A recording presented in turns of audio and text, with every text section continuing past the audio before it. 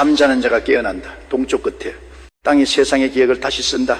1943년 켄터키주의 어느 늦은 오후 소파에 한 남자가 눈을 감은 채의 말을 중얼거렸습니다.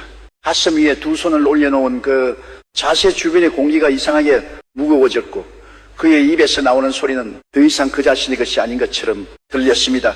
그 이름은 에드거 케이시. 20세기가 나온 가장 귀하고 가장 정밀한 예언자였습니다. 그런데 그가 남긴 수천 개의 리딩 기록 중에서 지금 이 순간 다시 주목받고 있는 단 하나의 문장이 있습니다. 동쪽 끝에 땅에서 새로운 의식이 깨어날 것이다. 그 땅은 작지만 그 파동은 온 세상을 흔든다. 그리고 그 땅을 지목하는 손가락은 지금 이 순간 분명하게 한반도를 가리키고 있습니다. 에드거 케이시를 처음 들어보는 사람이라면 이렇게 생각할지도 모릅니다. 또 다른 신비주의자의 허무맹랑 이야기 아닌가요? 하지만 그의 이름 앞에 붙은 기록들을 한 주씩 읽어내려가다 보면 그런 생각은 조금씩 흔들리기 시작합니다. 그는 1929년 주식시장 붕괴를 6개월 전에 정확히 예언했습니다. 아무도 믿지 않았습니다. 그러나 시장은 무너졌습니다. 그는 1935년에 오스트리아, 독일, 일본이 손을 잡고 대전쟁을 일으킬 것이라고 말했습니다. 당시 세 나라는 아직 동맹도 맺지 않은 상태였습니다. 하지만 4년 뒤 인류는 2차 세계대전의 포성을 들어야 했습니다. 그는 소련의 붕괴를 예언했고 광우병의 창고를 경고했으며 이스라엘의 건국을 예고했습니다. 살아생전 그에게 쏟아진 의리만 1,000건이 넘었고 그 리딩의 기록들은 아직까지 버지니아 비치의 연구소에 보관되어 있습니다. 토마스 에디슨이 찾아왔고 우드로 윌슨 대통령이 그의 말에 귀를 기울였습니다. 사기꾼이라고 부르기엔 너무 많은 것들이 현실이 되었습니다.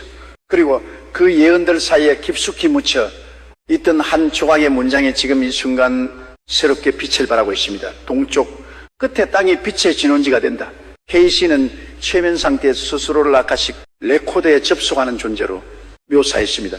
아카식 레코드란 무엇일까요? 그것은 우주가 시작된 일의 모든 영혼의 기억과 선택과 가능성이 기록된 초월적인 도서관입니다.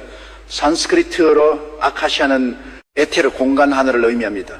이 보이지 않는 기록 속에는 개인의 전생뿐 아니라 국가의 운명, 문명의 흥망, 그리고 아직 오지 않은 시간의 가능성까지 담겨 있다고 케이시는 말했습니다. 그런 소파에 누워 눈을 감을 때마다 이 우주의 도서관에 접속했습니다. 그리고 그가 꺼내온 수천 개의 말들은 시간이 지날수록 하나하나 현실과 겹쳐지기 시작했습니다. 그런데 그 광대한 기록의 저 깊은 곳에서 케이시의 리딩이 반복적으로 가리키는 하나의 방향이 있었습니다. 동쪽 태양이 가장 먼저 뜨는 곳 반도의 끝, 그 땅에 관한 그의 암호들은 직접적이지 않았습니다. 결코 나라의 이름을 대놓고 말하지 않았습니다. 케이시의 예언은 언제나 그런 방식이었습니다. 지명 대신 기운, 이름 대신 상징, 날짜 대신 징조. 그러나 그 징조들을 맞추어 보면 결국 하나의 윤곽이 드러납니다. 그리고 그 윤곽의 형태는 놀랍도록 한반도를 닮아 있었습니다. 이것은 단순한 우연일까요? 케이시의 기록을 연구해 온 사람들은 그의 리딩에서 반복적으로 등장하는 단어들을 추려냈습니다. 동방의 고요함,困난을 통해 정제된 의식, 영성과 물질 문명의 교차점이 단어들이 집중되는 장소를 지도 위에 펼쳐놓으면 그것은 유럽이 아니었고 아메리카도 아니었습니다. 케이시는 말했습니다. 빛은 서쪽에서 오지 않는다. 빛은 오래 놀린 곳에서 솟구인다. 그리고 그 오래 놀린 곳이 지금 우리가 살고 있는 이 땅일 수 있다는 이야기가 세상 어딘가에서 조용히 퍼져나가고 있습니다. 정말 그럴 수 있을까요? 이 이야기를 들은 사람들은 두 가지 반응으로 나뉘다. 황당하다고 웃어넘기는 사람들과 무언가 소름 돋는 감각을 느끼는 사람들. 그리고 더 충격적인 것은 케이시의 예언이 단순히 한반도의 정치적 미래를 가리키는 것이 아니라는 점입니다. 그것은 훨씬 더 근원적인 이야기였습니다. 의식의 변화, 영혼의 교환, 그리고 이 땅에 깃들기 위해 이미 길을 나선 존재들에 관한 이야기였습니다. 신은 수면 상태에서 반복적으로 아틀란티스를 언급했습니다. 그에게 아틀란티스는 단순한 전설의 대륙이 아니었습니다. 그것은 인류 역사상 가장 고도로 발달했던 영적 문명이었습니다. 기술과 의식이 함께 꽃피었던 시대. 그러나 그 문명은 자신들이 가진 힘을 함용으로 오용하면서 세 번의 대지양을 맞이했고 결국 대서양의 물속으로 가라앉았습니다. 아틀란티스의 영혼들은 사라진 것이 아닙니다. 그들은 다시 돌아옵니다. 새로운 시대의 문이 열릴 때 그들은 가장 어두운 곳에서 가장 준비된 땅에서 먼저 깨어납니다. 이 말이 한국과 무슨 관계가 있을까요? 여기서부터 이야기는 조금 더 깊어집니다. 케이시의 리딩 기록 중에는 이런 문장이 있습니다. 고통의 역사를 가진 땅일수록 영혼의 밀도가 높습니다. 눌림과 갈라짐을 겪은 영혼들은 더 선명한 기억을 가지고 돌아옵니다. 한반도는 지난 한 세기 동안 무슨 일을 겪었습니까? 36년의 식민 지배, 한국 전쟁, 분단, 군사독재, 민주화, 운동, 그리고 눈부신 경제 성장과 함께 찾아온 새로운 종류의 피로, 이 땅의 역사는 축적된 고통의 기록입니다. 그리고 케이시의 논리에 따르면 그 고통 속에서 벼려진 영혼들이 가장 농도 높은 의식을 품고 이 땅으로 돌아온다는 것입니다. 그런데 지금 이 땅에서 벌어지고 있는 한 가지 기한 현상이 있습니다. 출산율의 급락입니다. 한국은 세계에서 유례를 찾기 힘든 속도로 아이를 낳지 않는 나라가 되어가고 있습니다. 이것을 두고 전문가들은 경제적 원인을 이야기하고 사회학자들은 개인주의의 심화를 논하고 정치인들은 저마다의 해법을 들고 나옵니다. 그러나 케이시의 시각에서 이 현상을 바라보면 전혀 다른 해석이 가능해집니다. 케이시는 리딩 중에 이런 말을 남겼습니다. 높은 의식을 가진 영혼은 아무 몸에나 들어가지 않습니다. 그들은 준비된 공간을 기다립니다. 이 말의 의미를 천천히 생각해 보면 전율이 느껴집니다. 지금 한국의 텅 빈 분만실들, 기다림의 공간, 케이시의 관점에서 보자면 그것은 소멸의 징조가 아닐 수 있습니다. 오히려 그것은 무언가 훨씬 강렬하고 밀도 높은 존재들이 진입하기 위해 만들어진 공백일 수 있다는 것입니다. 그는 어느 리딩에서 이렇게 말했습니다. 새로운 루트 레이스가 진화할 것입니다. 그들은 지금까지 인류가 알지 못했던 방식으로 세상을 인식합니다. 루트 레이스란 시가 설명한 인류 진화의 세 단계입니다. 기존의 인간보다 훨씬 깊은 공감, 능력을 가지고 물질과 영성을 동시에 다루는 존재들, 경쟁과 도파민의 고리에서 벗어나 타인의 고통을 자신의 것처럼 느끼는 감각이 열린 사람들. 계시는 이 새로운 인간들의 특정한 지점에서 집중적으로 출현할 것이라고 암시했습니다. 그 지점이 어딜까요? 신은 분명히 말했습니다. 가장 오래 기다린 땅에서 가장 빨리 깨어납니다. 그리고 이 땅에서 지금 이 순간 가장 오래 가장 깊이 기다려온 것이 있다면 그것은 바로 통일이라는 이름의 꿈입니다. 갈라진 반도, 세계에서 유일하게 남은 분단국가, 그 갈라짐의 상처가 아물기를 기다리는 이 땅에 케이시가 말한 새로운 의식의 존재들이 하나둘 모여들고 있다는 것입니다. 물론 이것이 전부가 아닙니다. 케이시가 남긴 예언의 가장 서늘한 부분은 따로 있습니다. 그것은 지축 변동에 관한 이야기입니다. 신은 수면 상태에서 반복적으로 지구에 흙이 이동할 것이라는 말을 남겼습니다. 북극이 따뜻해지고 열대 지방이 차가워지는 변화 해수면이 오르고 해안선이 사라지는 시대, 그는 이것을 단순히 물리적 재앙으로만 설명하지 않았습니다. 땅이 흔들리기 전에 마음이 먼저 흔들립니다. 지구의 변화는 언제나 인류의식의 변화를 뒤따라 마래가 견고한 지축 변동은 물리적 사건이자 의식적 사건이었습니다. 땅의 균형이 무너지는 것과 인간의 내면에서 일어나는 균형의 붕괴는 하나의 사건이라는 것입니다. 이것을 한반도에 대입하면 어떤 그림이 그려질까요? 지금 이 땅의 사람들이 경험하고 있는 정신적 필요를 생각해 보십시오. 끝없는 경쟁, 타인과의 비교, 증오와 혐오가 알고리즘 속에서 증폭되는 환경, 소셜미디어라는 거대한 파이프를 통해 쏟아지는 자극의 홍수, 시의 언어로 표현하자면 이것은 의식의 지축이 기우는 상태입니다. 내면의 균형이 흔들리고 있다는 신호입니다. 그리고 케이시는 말했습니다. 균형이 흔들릴수록 그것을 회복하려는 힘도 함께 강해집니다. 두 힘이 동시에 존재한다는 것입니다. 무너지는 힘과 일어서는 힘, 그리고 그 두 힘이 가장 팽팽하게 충돌하는 곳에서 진화가 시작된다고 그는 말했습니다. 2026년에 어느 날 케이시의 기록을 연구해 온 한 영성 연구자가 오래된 리딩 문스러미 속에서 낯선 문장 하나를 발견합니다. 원문은 영어였지만 그것을 한국어로 옮기면 이렇습니다. 아침에 고요함이 깨어나는 해, 그 땅의 의식이 세계의 타임라인을 뒤흔든다. 준비된 자들이 그 파동을 처음 느낀다. 그 연구자는 이 문장 앞에서 한참을 멈추었다고 합니다. 왜냐하면 케이시의 리딩에서 아침에 고요함이라는 표현이 등장한 것은 처음이었기 때문입니다. 그리고 한국의 옛 이름 중 하나는 고요운 아침의 나라였습니다. 단순한 일치일까요? 아니면 이것은 케이시가 아카식 레코드에 페이지를 넘기다가 우연히 마주친 한 장면이었을까요? 그 대답은 아직 아무도 모릅니다. 하지만 이 이야기를 읽는 지금 이 순간 무언가가 당신 안에서 움직이고 있다면 그것은 아마도 무의미한 반응이 아닐 것입니다. 케이시의 리딩 중 가장 많이 회자되는 예언이 있습니다. 바로 홀 오브레커즈에 관한 것입니다. 그는 말했습니다. 이집트의 스핑크스 아래에는 아틀란티스 문명의 모든 기록이 봉인된 방이 있습니다. 그 방은 새로운 의식의 시대가 열릴 때 비로소 발견될 것입니다. 물론 지금까지 그 방은 발견되지 않았습니다. 그런데 케이시의 관점에서 이것을 달리 해석하는 연구자들이 있습니다. 스핑크스 아래의 그 방은 물리적 공간이 아닐 수도 있다는 것입니다. 그것은 상징입니다. 봉인된 기억, 잠들어 있는 의식, 그리고 그 봉인이 풀리는 순간이란 물리적 발굴이 이루어지는 순간이 아니라 인류가 새로운 방식으로 스스로를 기억하기 시작하는 순간이라는 것입니다. 그렇다면 그 기억이 풀리는 땅은 어디일까요? 케이시는 리딩에서 이런 말을 남겼습니다. 기억은 상처가 가장 깊은 곳에서 가장 선명하게 되살아납니다. 그리고 이 땅의 사람들은 기억에 관한 특별한 민족입니다. 한이라는 감정을 품고 억눌린 것들을 어딘가에 담아두고 표면으로 드러나지 않은 감정들이 켜이 쌓인 문화, 바로 그 축적된 내면의 깊이가 케이시가 말한 영혼의 밀도와마다 있다는 것입니다. 이 지점에서 케이시의 가장 서늘한 예언이 다시 떠오릅니다.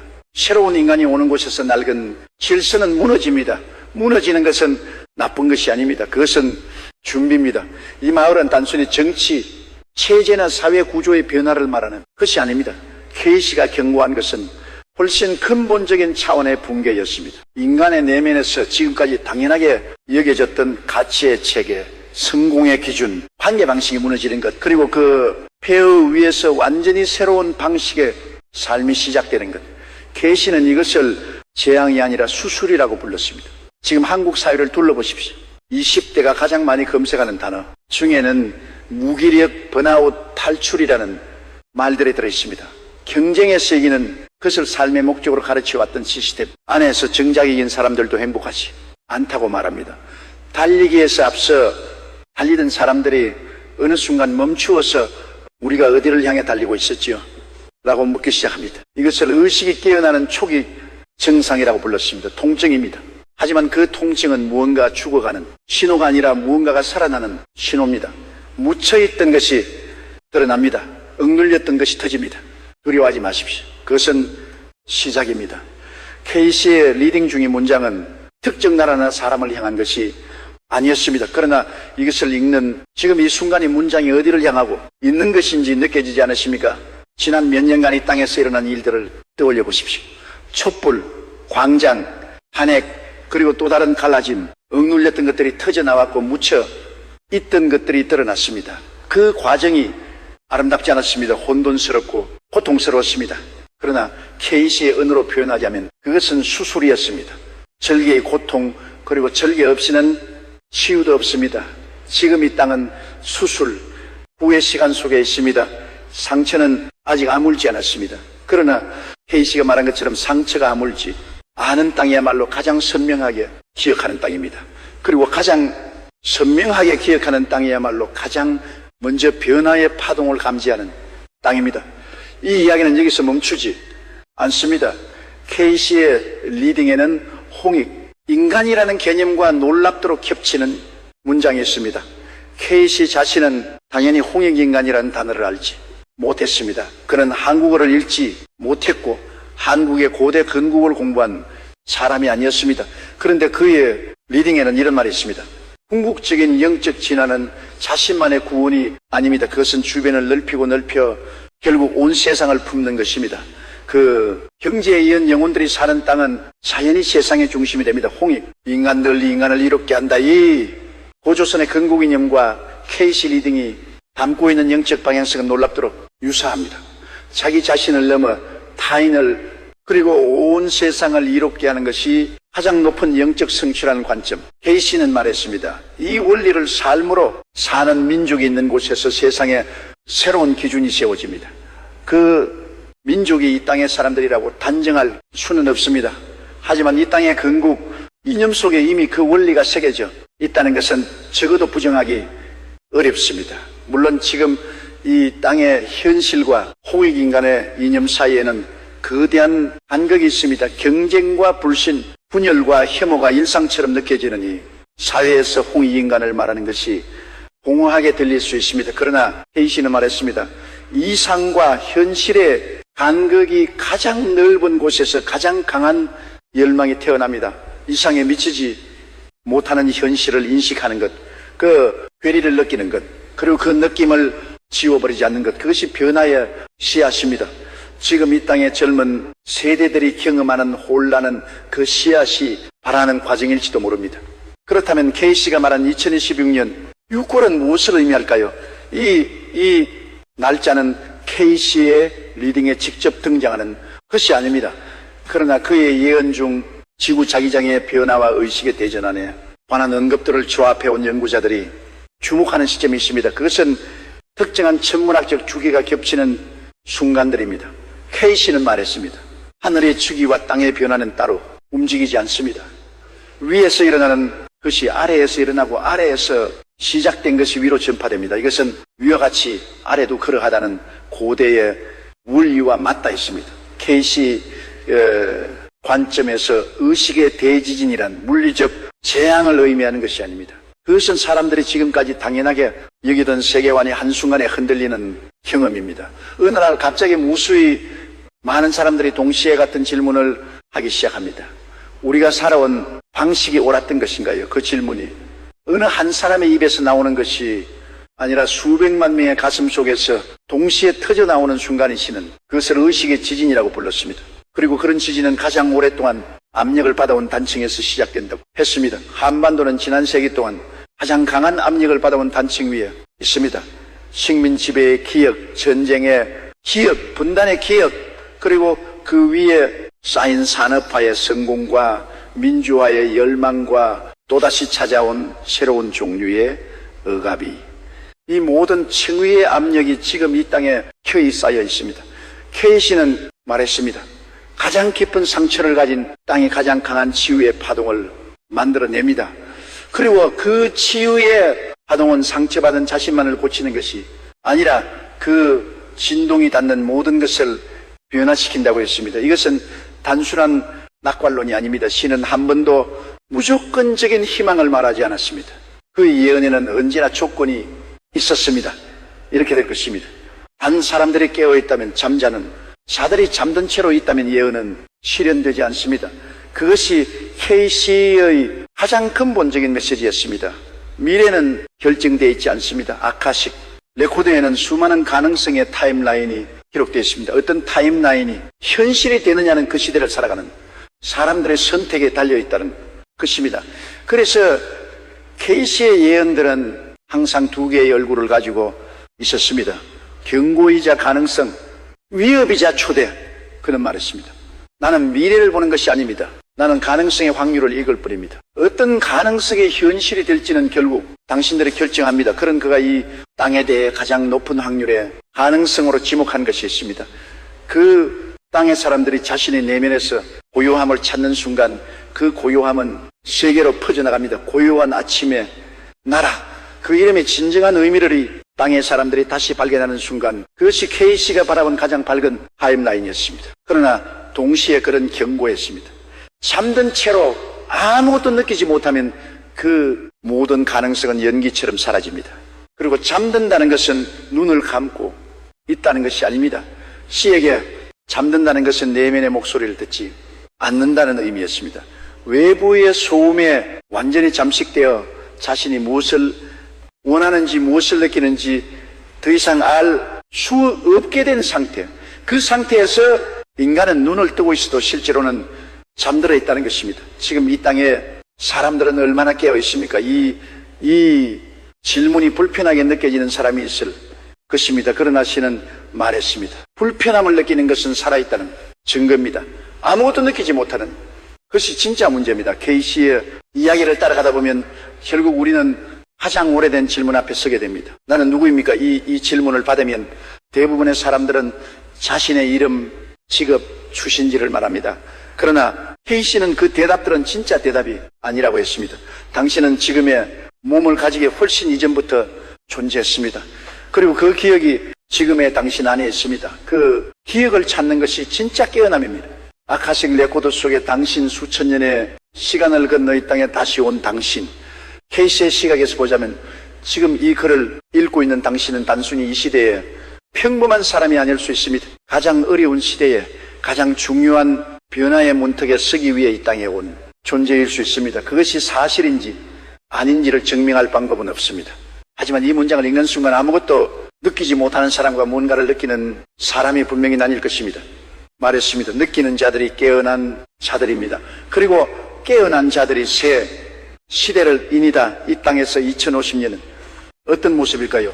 K씨의 가장 밝은 타임라인 속에서 그 해의 한반도를 상상해보면 그것은 단순히 경제강국이나 문화수출국의 이미지가 아닙니다. 그것은 훨씬 다른 무언가입니다. 신은 말했습니다. 참으로 위대한 나라는 남에게 물건을 파는 나라가 아닙니다. 남의 상처를 이해하는 나라입니다. 상처를 알기에 상처를 치유할 수 있는 나라, 고통을 겪기에 고통 속에 있는 자들에게 손을 내밀 수 있는 나라.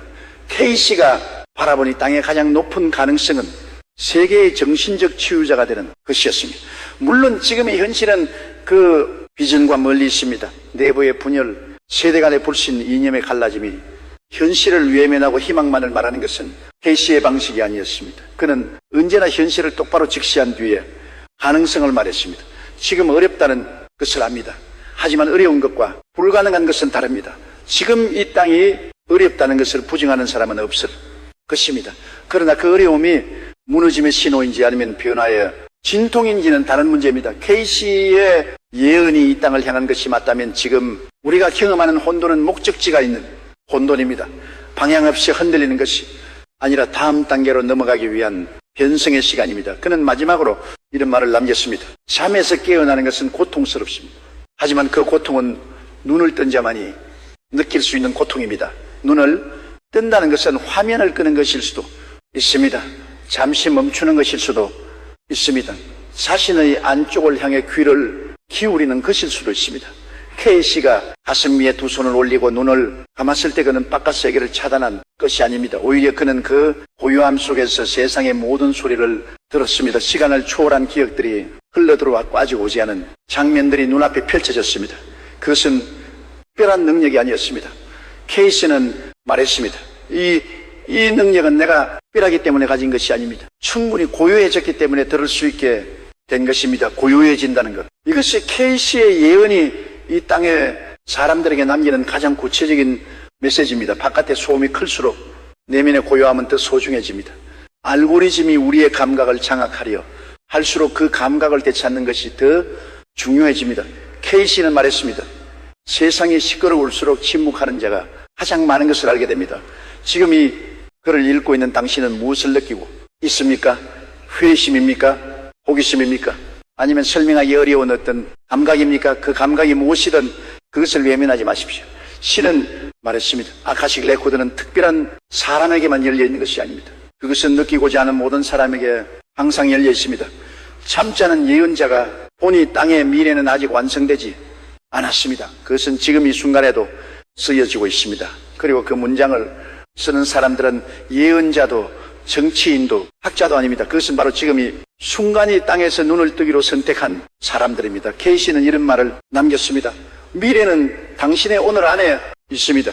거창한 혁명이나 거대한 운동이 아니어도 됩니다. 오늘 단 하나의 선택, 멈추는 것, 느끼는 것, 듣는 것, 그 작은 선택들이 모여 타임라인을 바꾼다고는 믿었습니다. 동쪽 끝에 땅이 빛의 진원지가 된다.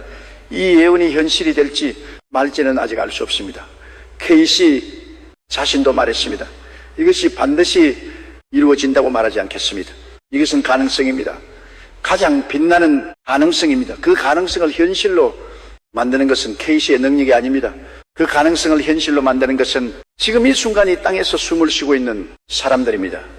우리는 지금 거대한 선택의 이로 앞에 서 있습니다.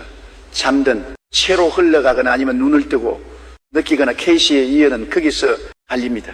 그리고 그 갈림길에서 어느 쪽을 선택할지는 오직 당신만이 결정할 수 있습니다. 잠자는 자가 깨어난다. 동쪽 끝에 땅인 세상의 기억을 다시 쓴다. 1943년 어느 후 케이시가 눈을 감은 채 중얼거렸던 그 문장이 지금 이 순간 당신의 귀에 닿았다면 그것은 우연이 아닐 수도 있습니다. 아카식 레코드는 언제나 열려 있습니다. 질문은 단 하나입니다. 당신은 늘 준비가 되어 있습니까?